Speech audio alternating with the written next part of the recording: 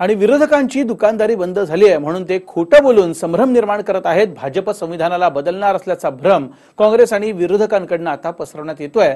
मात्र संविधानाचा मूळ आराखडा कोणीच बदलू शकत नाही असं सांगत मुख्यमंत्री फडणवीस यांनी आज काँग्रेससह अन्य विरोधकांवरती जोरदार हल्लाबोल केला। काँग्रेसनं केवळ बाबासाहेबांच्या नावाचा उपयोग केला असल्याचं फडणवीस म्हणाले।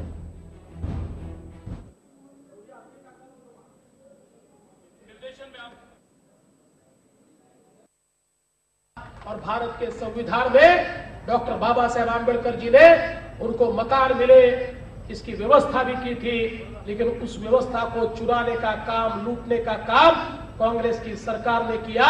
उसको पूरा करने का काम मोदी जी की सरकार कर रही है। आज देश के अंदर एक एक कार्यक्रम आप लीजिए। आज अगर बिजली घरों में पहुंच रही है, मैं पूछना चाहता हूं कौन से घर थे जिनमें बिजली नहीं थी? इनमें से 75% घर ये पिछड़ों के घर थे जिन्होंने कभी बिजली नहीं देखी थी। मोदी जी के राज में उनके घर में बिजली पहुंच रही है।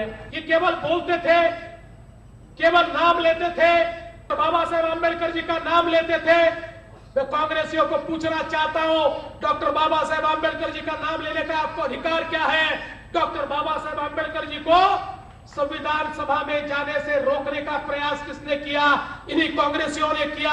डॉक्टर बाबा साहेब आंबेडकर को चुनाव में हराने का काम किसने किया?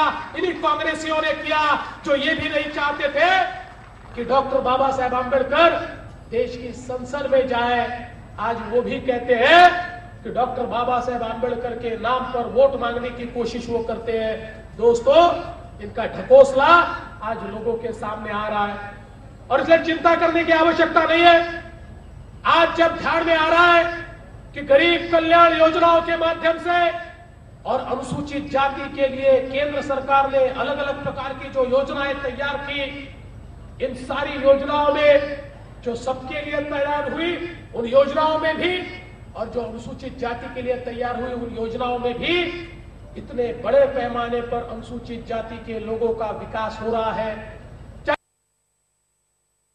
दोस्तों, ये झूठ पर झूठ बोलते हैं। मैं इनको सवाल पूछना चाहता हूं। अभी अभी यहां पर बताया, डॉक्टर बाबा साहेब आंबेडकर जी की बात करते हो, इंदू मील पर डॉक्टर बाबा साहेब आंबेडकर जी का स्मारक बने, ये करोड़ों करोड़ों भारतवासियों की इच्छा थी।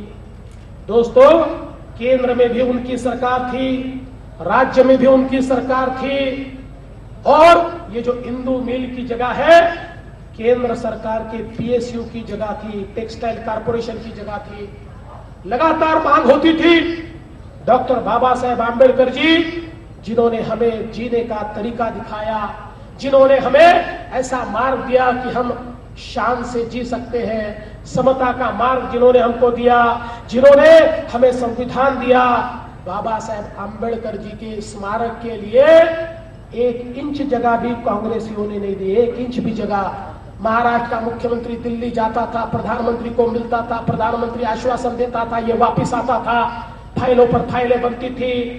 लेकिन ये जो सरकार थी, ये सरकार ये केवल मिल की जमीन को हड़पने का काम करने वाली सरकार थी। इनको पता था मिल की जमीन में इनको पैसा मिलेगा। भ्रष्टाचारी लोग थे, 1 इंच भी जमीन इन्होंने नहीं दी।